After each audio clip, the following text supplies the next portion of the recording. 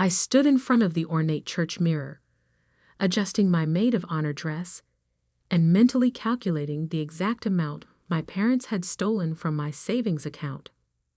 $127,843. Money I'd earned through years of careful investment and countless late nights building my consulting business. Isn't this perfect? My sister Madison twirled in her designer wedding gown, the one that cost exactly $23,651 of my money. I still can't believe how everything worked out. Meeting James at that charity gala, and now here we are. I forced a smile, remembering the real story of how she'd met my business partner. The story she didn't know. Yes, I replied softly. Everything worked out exactly as planned. 6 months earlier, I'd sat across from my parents at our family's weekly dinner, listening in shock as they casually announced they'd borrowed my savings for Madison's wedding. "Honey, you understand," Mom had said, patting my hand. "Your sister only gets married once, and James comes from such a good family. We couldn't let her have anything less than perfect. You had no right." I'd managed through clenched teeth. "That was my money." "Don't be selfish," Dad cut in. "Madison needs this. Besides, what were you doing with all that money anyway? It's not like you have anything important to spend it on." I'd looked at Madison, waiting for her to say something, anything. But she just sat there, examining her fresh manicure, a satisfied smile playing on her lips. What they didn't know was that those savings had been earmarked for a crucial business expansion. I'd been planning to buy out our biggest competitor, a deal that would have doubled our market share overnight.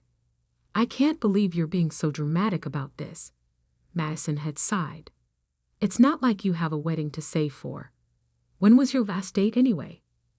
That night, I'd called James, my business partner, and the only person who knew the full extent of my family's emotional manipulation. "They took everything, James. The expansion money, my emergency fund, all of it." His voice had been calm, measured. "I might have a solution, but you'll have to trust me completely, and it's going to take time." "I trust you," I'd said without hesitation. James and I had built our company from nothing, working 80-hour weeks, surviving on coffee and determination. He was the brother I should have had instead of the sister who'd spent her life taking everything from me. "Good," he replied, "because I'm about to tell you how we're going to take over your family's company, and it starts with me meeting your sister." Now, watching Madison fuss with her veil, I thought about how perfectly James had played his part. The accidental meeting at the charity gala, the whirlwind romance, the proposal that had made headline news. James was, after all, one of the city's most eligible bachelors. My parents had been ecstatic. Their golden child marrying into serious money. It was everything they dreamed of. If only they knew that James's real value wasn't in his personal wealth, but in his shares of our company, Monarch Consulting. Shares that, combined with mine, would give us controlling interest in Anderson and Sons, my family's century-old business, once the merger papers were signed tomorrow morning. "Sarah?" Madison's voice pulled me from my thoughts. Earth to Sarah. "Mom wants to know if you've got the marriage license. She said she gave it to you for safekeeping." I patted my purse, feeling the weight of the envelope inside. "Got it right here." What I didn't mention was that nestled beside it was another envelope, one containing merger documents that would transfer control of Anderson and Sons to Monarch Consulting the moment Madison and James said, "I do." A knock at the door interrupted us. Mom bustled in, already dabbing at her eyes with a monogrammed handkerchief. "Oh, my beautiful girls." She hugged Madison carefully, mindful of the expensive dress. Then she turned to me, her smile faltering slightly. "Sarah, dear, couldn't you have done something more with your hair? This is your sister's big day." I touched my elegant chignon, the one that had cost $200 at the best salon in town. "It's fine, Mom." "Well, at least you're not completely overshadowing your sister's moment," she sighed. "Though that dress is a bit much, don't you think?" I glanced down at the designer gown I'd chosen specifically because it was more expensive than Madison's. A small petty revenge, but satisfying nonetheless. "The ceremony starts in 20 minutes, Mom continued. "Sarah, please try not to trip during the procession. And remember to smile. None of those serious business expressions you always wear." After she left, Madison turned to me, her face suddenly serious. "You are happy for me, aren't you, Sarah? I know you and James work together, and maybe you had a little crush on him." I cut her off with a laugh. "Trust me, Madison. James is exactly where he's supposed to be." My phone buzzed. A text from James. "Everything ready?" "All set," I replied. "See you at the altar." Madison was fixing her makeup one last time when Dad came in. "Princess, it's time." He turned to me. "Sarah, don't forget your part. Simple and dignified, remember?" I nodded, thinking of the other role I'd be playing today, the one that would change everything. As the wedding coordinator lined us up, I felt the weight of both envelopes in my purse. One would make my sister Mrs. James Porter. The other would make me CEO of Anderson and Sons. The organ music began, its triumphant notes filling the massive church. I stepped into line behind the bridesmaids, a small smile playing on my lips. "Ready?" the coordinator whispered. More than ready. I'd been preparing for this moment for 6 months. The doors opened, and I began my walk down the aisle, past hundreds of guests who had no idea they were about to witness not just a wedding, but a corporate takeover. At the altar, James stood tall and handsome in his tuxedo. He caught my eye and gave me the slightest of nods. Showtime. The ceremony proceeded like a perfectly choreographed dance. Madison floated down the aisle on Dad's arm, guests murmuring appreciatively at her designer gown. In the front row, Mom dabbed at her eyes with her handkerchief, the massive diamond rings on her fingers catching the light. Rings bought with profits from the company I was about to take over. When the minister asked for the marriage license, I opened my purse with steady hands. For a moment, I held both envelopes, one containing the license, the other holding the merger documents James had already signed. One would bind my sister in marriage, the other would bind my family's company to mine. I handed over the marriage license, keeping the merger papers close. Their time would come soon enough. "Dearly beloved," the minister began, his voice echoing through the church. I watched James's face as he recited his vows, admiring how perfectly he played his role. Not a single person in the cathedral suspected that this wealthy, charming man was about to help me orchestrate the biggest business coup in our city's history. "I do," Madison said, her voice trembling with emotion. If only she knew what those words would really set in motion. As James slipped the platinum band onto Madison's finger, I felt my phone vibrate silently in my purse. Right on schedule, our lawyers confirming that everything was in place. At the reception, I stood to deliver my maid of honor speech. The ballroom of the Ritz-Carlton sparkled with expensive decorations, all paid for with my stolen savings. When Madison first met James, I began, my voice carrying across the perfectly arranged tables. She thought she was the luckiest girl in the world. I paused, letting my eyes meet James's. Little did she know just how special their connection would truly be. The crowd chuckled, interpreting my words as sisterly affection. Only James understood their real meaning. As I sat down, Dad stood up, champagne glass in hand. Today isn't just about joining two people in marriage, he'd announced proudly. It's about joining two of the city's most prestigious families, the Andersons and the Porters, a perfect match. I smiled, thinking about how that perfect match would look very different by tomorrow morning. The party was in full swing when my phone buzzed again. The message was from our corporate attorney. Documents filed. Ready when you are. I caught James's eye across the dance floor and gave a subtle nod. He excused himself from Madison's side and made his way to where the senior partners of Anderson and Sons were gathered. "Gentlemen," I heard him say, "I'd love your advice on something. Could we step into the library for a moment?" I watched them follow him out. These men who had spent years dismissing me despite my Harvard MBA and proven track record.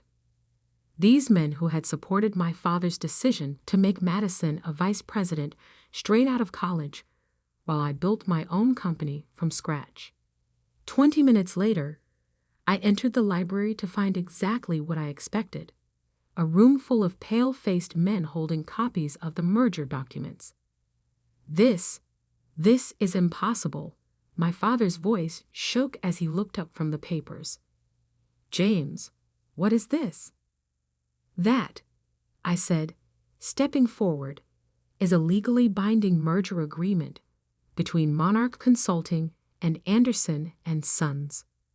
One that gives us controlling interest in your company. But you don't have the authority," one of the partners sputtered. "The shareholder agreement clearly states that any marriage between the families automatically triggers the merger clause," James finished smoothly. "A clause your lawyers insisted on when they learned of my family's wealth. They just didn't know I was already Sarah's business partner."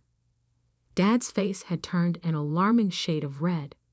"You planned this? Both of you?" "Consider it karma," I said coolly. "You took my savings. I'm taking your company." "Madison will never forgive you," he threatened. "Madison will never know," I corrected him, "unless you want to explain to her how you stole her sister's money to pay for her wedding. How you've been embezzling from the company pension fund to maintain your lifestyle." "Oh yes," I added, seeing his expression. "We found those records too." The room fell silent except for the distant sounds of the reception. "The papers are already filed," James said quietly. "The only question is whether you want to handle this transition quietly or make a scene at your daughter's wedding." Dad's hands clenched into fists. "Sarah, please. We can work something out." "Like how you worked out taking my savings?" I asked sweetly. "No, Dad. This is happening. The only choice you have is how public you want this to become." One of the partners cleared his throat. "Robert, maybe we should discuss this calmly. If what they're saying about the pension fund..." Dad's shoulders slumped in defeat. James gathered the signed documents while I stood by the door, watching these powerful men come to terms with their new reality. "Oh, and Dad," I said as they filed out, "don't worry about paying me back for the wedding. Consider it a gift, the last one you'll ever get from me." Back in the ballroom, Madison was cutting the massive wedding cake, beaming at the cameras. Mom was showing off the table settings to her friends, bragging about the cost. If they only knew that every crystal glass, every flower arrangement, every perfect detail of this wedding had helped fund their own downfall. I picked up a champagne flute and watched the bubbles rise. By this time tomorrow, I would be CEO of both companies. The empire my grandfather built, that my father nearly destroyed, would be mine. "Everything okay?" James appeared at my side, his bow tie slightly crooked from the confrontation. Perfect, I replied, straightening his tie. Ready for your honeymoon? He grimaced slightly. 2 weeks in the Maldives with Madison. The things I do for our company. Just think of it as a business investment, I said, raising my glass. To new beginnings. Across the room, Dad was drinking heavily at the bar, his face ashen. Mom was still circulating among the guests, unaware that her world had just shifted on its axis. And Madison?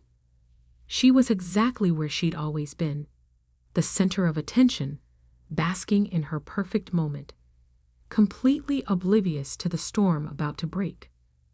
The night was still young, but the real celebration was just beginning. 2 weeks after the wedding, I sat in what had once been my father's office, reviewing the latest financial reports. The view of the city skyline was exactly as I remembered from childhood visits, but everything else had changed. The heavy oak desk where Dad had once dismissed my business ideas was now mine. The wall of photos showing him with celebrities and politicians had been replaced with our company's new vision statement and organizational chart. My phone buzzed. A text from James. Just landed. Heading to the office. Madison's still mad. I'm cutting the honeymoon short for work. I smiled, remembering Madison's Instagram posts from the Maldives. Endless selfies of her living her best life. Completely unaware that her new husband had spent most of the trip on conference calls, helping me restructure both companies. A knock at my door interrupted my thoughts. Come in. Mom entered, looking smaller somehow without her usual designer outfit and perfectly coiffed hair. Sarah, we need to talk. I gestured to the chair across from me. The same chair where I'd once sat as Dad lectured me about practical career choices. How could you do this to your own family? She demanded, but her voice lacked its usual authority. Interesting, I said, opening a folder on my desk. That's exactly what I wondered when I saw these bank statements. Care to explain why you and Dad withdrew $127,843 from my account without permission? That was different. It was for your sister's wedding. No, I corrected her calmly. It was theft. Just like Dad's creative accounting with the pension fund was theft. The only difference is, I found a legal way to take back what's mine. By tricking your sister, using James to what? Give her exactly what she wanted. A wealthy husband, a dream wedding, a luxury honeymoon. I leaned forward. Madison got everything she ever wanted. The fact that it helped me get what I wanted to is just good business. Mom's eyes filled with tears. Your father hasn't slept in days. He's talking about moving to Florida, selling the house. The house is company property, I reminded her. And yes, you'll need to vacate it by the end of the month. Where are we supposed to go? I hear Madison's guest house is quite comfortable, though you might want to hurry. Once she learns about the company, she might not be feeling very generous. As if on cue, my phone buzzed with an incoming call from Madison. Excuse me, I told Mom. I need to take this. Mom stood shakily. At the door, she turned back. We're still family, Sarah. No, I said softly. We stopped being family the moment you chose Madison's one perfect day over my entire future. I answered Madison's call on speaker, letting Mom hear as she left. Sarah. Madison's voice was shrill. What's going on? James is acting weird, saying something about an emergency board meeting. And Dad's not answering his phone. Don't worry, I said smoothly. Everything will be explained at the meeting. You should come too. It involves the whole family. 2 hours later, I stood at the head of the conference room table, facing my assembled family and the board of directors. James sat to my right, his expression professionally neutral. As of this morning, I announced, the merger between Monarch Consulting and Anderson & Sons is complete. I will be serving as CEO of the combined companies. Madison jumped up. What? But Daddy, you said I was next in line for CEO. Dad couldn't meet her eyes. James cleared his throat. Actually, according to the new organizational structure, your position has been eliminated. The color drained from Madison's face as understanding dawned. You married me just to help her take over the company. The marriage is legal, James said calmly. And I'll continue to provide for you exactly as agreed in our prenup, which, if you recall, you were too excited to read carefully. Madison turned to me, tears streaming down her face. My own sister. You ruined everything. No, I corrected her. I took back what was mine and built something bigger in the process. By destroying our family, I pulled out the bank statements, sliding them across the table. Our family was destroyed the moment they stole my savings for your wedding. I just decided to stop being the victim and start being the victor. Mr. Anderson, one of the board members interrupted. Given the circumstances with the pension fund, we believe it's best if you announce your retirement immediately. Dad nodded numbly. Madison looked between our parents in confusion. Pension fund? What pension fund? Ask them, I suggested. Ask them about all the creative accounting they did to maintain their lifestyle, to pay for your cars, your clothes, your perfect wedding. The board members began filing out, leaving our family alone in the wreckage of what we'd once been. You'll regret this, Madison spat, grabbing her designer purse. All of it. Actually, I said, I've never been more certain of anything in my life. After they left, James loosened his tie. Well, that went about as expected. I stood by the window, watching my family exit the building below. Mom and Dad walking slowly, shoulders slumped.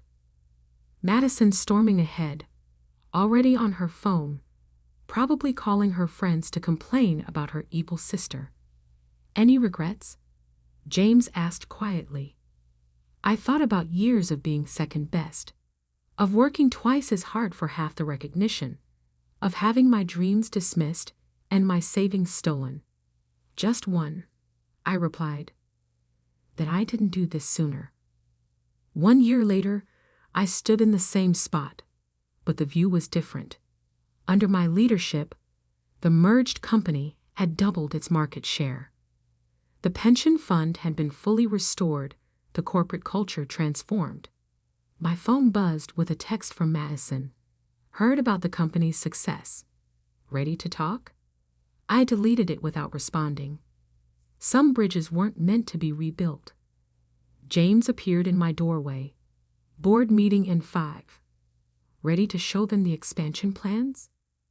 I gathered my papers, pausing to straighten a new photo on my wall. One showing me and James at the company's last charity gala. Both of us smiling genuinely at the camera. You know what, James? I've never been more ready. Sometimes revenge isn't just about getting even. Sometimes it's about proving that the people who underestimated you were wrong. That the person they dismissed as second best could become the best. And I had proof. 12 stories of prime real estate, 2 thriving companies merged into an empire, and 1 perfect revenge served exactly the way I'd planned it. Madison got her perfect wedding. I got everything else. And that was the best revenge of all.